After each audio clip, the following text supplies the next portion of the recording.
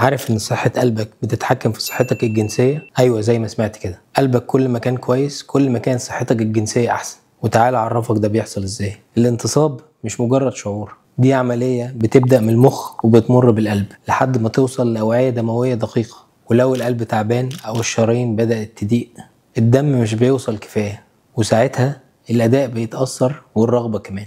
فالمطلوب منك لو لاحظت ضعف في الانتصاب او الرغبة قلت، ما تفكرش ان ده توتر او ارهاق وخلاص. ده ممكن يكون اول علامة ان في مشكلة في القلب. ولازم تعرف ان في حالات كتير بيكون فيها الضعف الجنسي هو اول عرض، قبل ما حتى اعراض القلب نفسها تبدأ.